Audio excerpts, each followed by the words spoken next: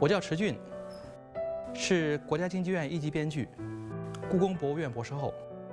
我的家乡是南戏故里，中国戏曲的发源地温州。在我20多岁的时候，就遇见了戏曲，和戏曲结缘。在梅葆玖老师、朱文相老师的引领下，打开了戏曲大门，把戏曲作为我终身的事业。戏曲是中华文化的瑰宝，融铸着中华民族的根与魂，寄托着中国人的悲欢离合，是我们的精神家园。有一副对联写得好：演悲欢离合，当代岂无前代事；观抑扬褒贬，座中常有剧中人。中国人在戏曲里寄托了很多的感情，戏曲也反映了东方美学和中国演剧学派的精髓。解密戏曲表演，破解戏曲密码，用一把金钥匙打开戏曲之门，登堂入室，感悟戏曲的精微奥妙。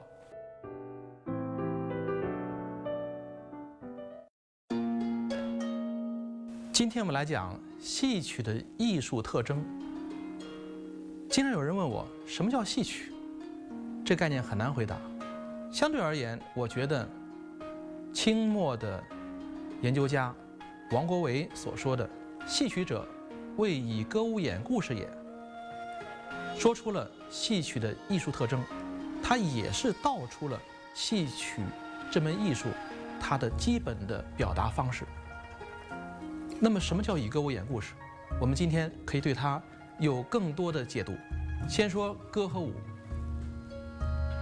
著名的戏曲理论家齐如山先生在《国剧艺术会考》里有2句话，叫“有声必歌，无动不舞”，可以说是戏曲艺术的基本原则之一，也是戏曲演剧表达的根本大法。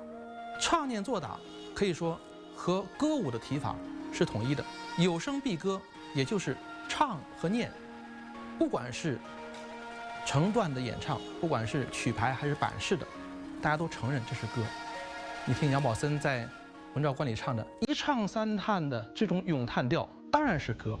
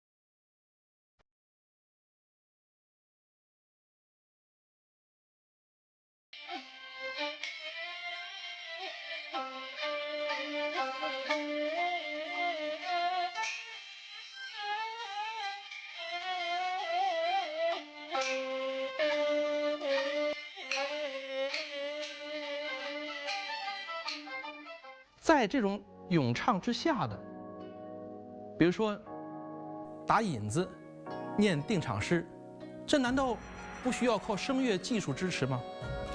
不具有歌唱性吗？这种吟诵体的依然是歌的一种，它介于唱和念之间。沙滩风15年，烟断衡阳过一天。高堂老母难得见，怎不叫人泪呀涟涟？那么再往下一级，就是念白。念白，京剧是用胡广音念中州韵，这种念白，我们不能只把它当做传输内容、传达信息的台词来用，也要把它看作是一种歌唱的表现。它仍然需要演员对于声音、对于韵味、对于声调的把握，仍然要有玲珑剔透的音乐质感。而今人阵布阵就在，你还有何冤枉？太尉送兵将。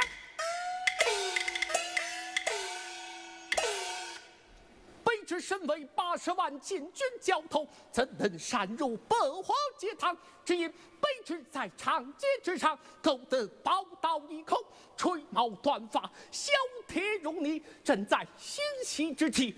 陆谦奉太尉之命，传唤卑职带到监府，与太尉观看。陆谦之言，我是怎得不信？太尉之命，我是焉敢不遵？因此带到监府，不想跑。引来引去，将俺引入百花节堂。太尉到来不容分辨，到卑职持刀行刺，就要斩首。太尉要斩卑职的人证，就是引俺前来的陆谦；要斩卑职的物证，无非是太尉要看的宝刀。如今卑职人证成了太尉人证，卑职物证成了太尉物证，我纵然浑身是口，也难辨明此冤。这岂不是冤了臣？哈热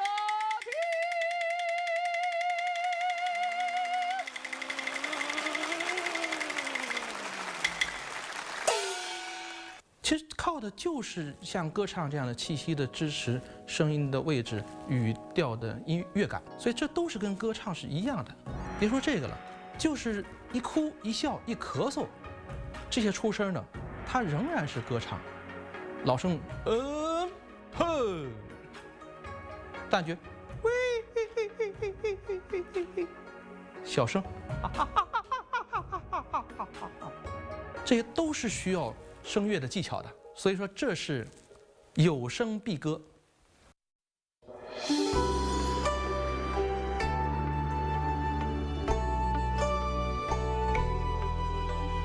无动不舞呢，是说只要在台上动起来的，都是具有舞蹈性的。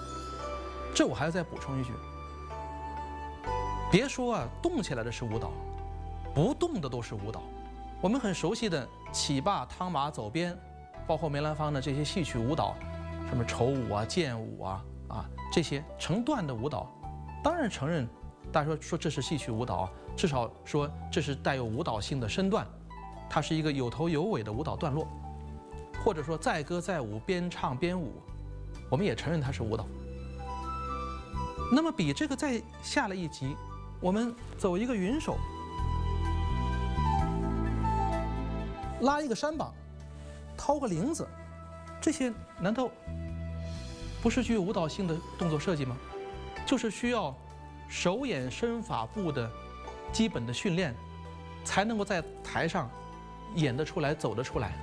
哪怕一个极小的动作，欲前先后、欲左先右、一指一看，这都是具有舞蹈性的。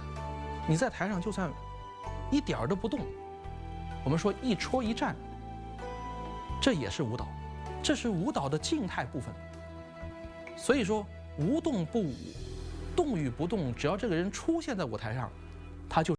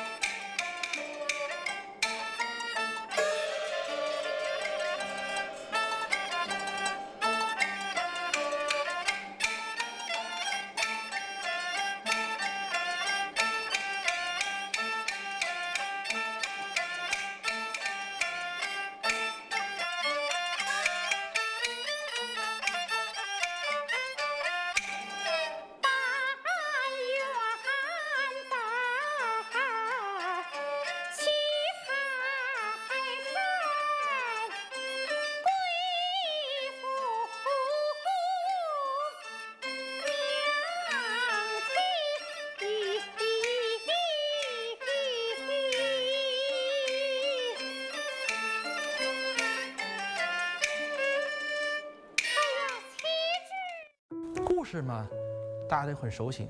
有人说故事不就是剧情吗？可也没那么简单。故这个字我们都很熟悉，故就是过去的意思，就是它的全过程都是一个已经成为历史的东西，那么都是为我们所已知的状态。也就是说，中国的故事拿出来是可以有头有尾，全让你知道的。所以说生疏熟悉，说的就是这个意思。故事已经告诉你了，我会原原本本的把过程都摊给你，你就集中精力去看怎么演吧。所以他歌舞演故事最后的核心落在了演上。可以说，观众进剧场看的不是戏，看的是演戏这件事儿，看的是演的过程，看的是演员怎么用歌舞把这个故事演出来的。我们知道，很多人说世界上的戏剧啊，有体验派，有表现派。那么戏曲是什么？我相信戏曲既有体验，也有表现，既有对生活理解，也要有对生活表现和生活拉开距离的手段。所以我们说戏者戏也，一定程度上，戏曲也是一种有规定动作的游戏。作为故事可以反复看，作为表演可以反复的咀嚼。那咀嚼的是什么呢？其实就是演员和角色之间的关系，我把它称作是扮演。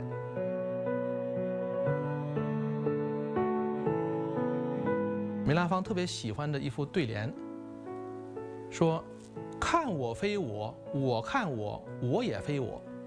装谁像谁，谁装谁，谁就像谁。”说第一句话，看我非我，谁看我？你们看我，我已经变成了人物，不是我自己，非我。但是你玩味一下，我还能看我自己，说明我自己还在啊。我还能跳出来看我，还能评判出我不是我，说明我跟那个我演的那个带引号的我还不是一个人，这俩人始终同时存在。说装谁像谁，谁装啊？我来装。我装扮这个人，我就像这个人。谁装谁，谁就像谁。为什么呀？你进入这套人物塑造的轨道，你就能够从你通向他，你就能够像那个人，你就有了一种从自己往你所扮演的这个人物靠拢的方式。这套模式是戏曲表演的手段。那么这里的最值得关注的是这个像字。我们追求的不是我是他，也不是我不是他，而是我像他。这就是戏曲演员和人物之间若即若离的、似是而非的、说非又是的这个状态。演员跟人物之间不是二元对立的，也不是泾渭分明的，它就是一个水乳交融的状态，你中有我，我中有你，这才是戏曲的规则。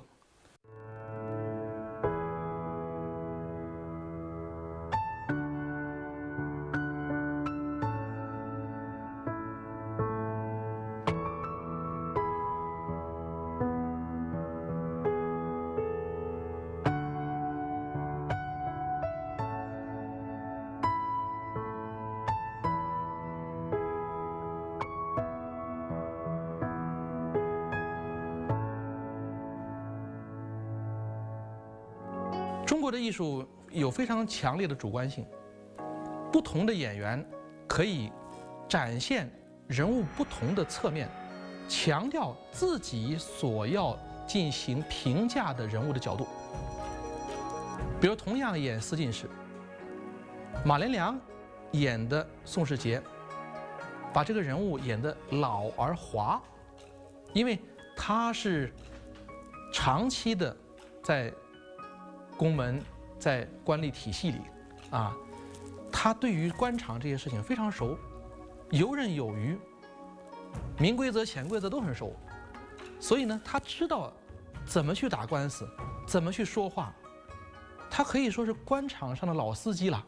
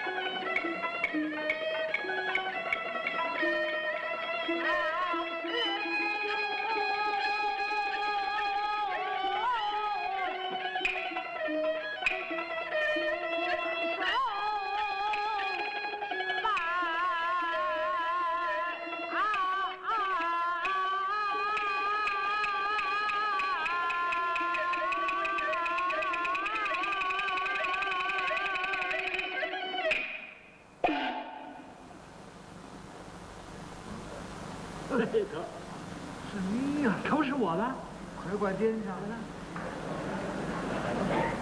走，好了。哎，吃饭时候你倒是这身呢？一直天不早，怎么还不睡觉呢？我在是有事。有什么事啊？为干女儿的事。哦，为干女儿是吧？嗯，那你赶紧办吧。咱们干女儿想早点歇歇。晓得了。听见没有？晓得了。大岁数还叫我不老心。哎，恰上不易。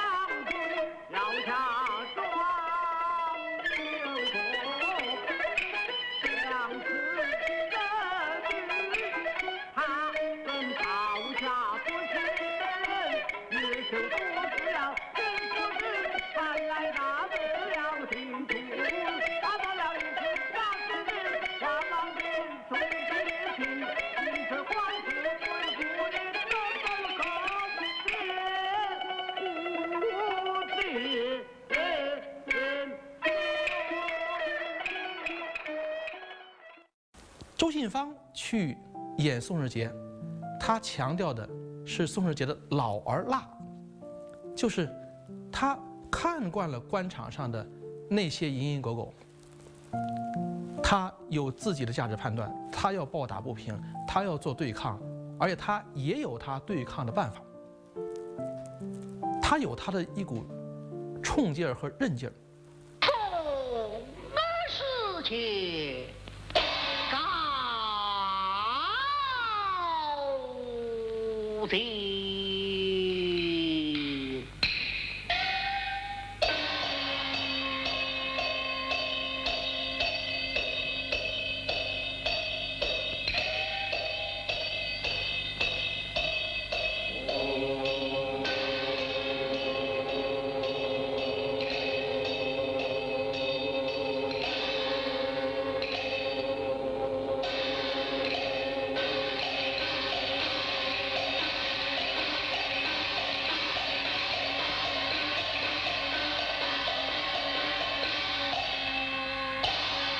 宋世杰与大人叩头。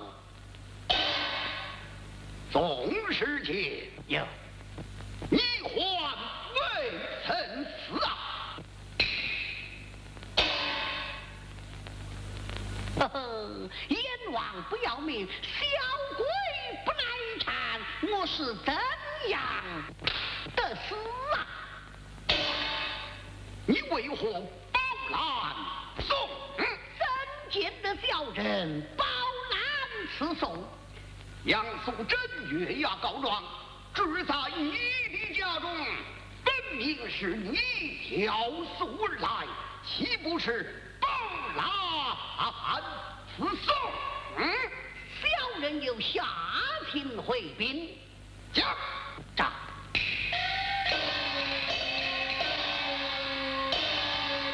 小人宋世杰在天人道台衙门当过一名刑房司吏，只因我办事傲上，才将我的新房革掉，在西门以外开了一座小小店房，不过是避嫌而已。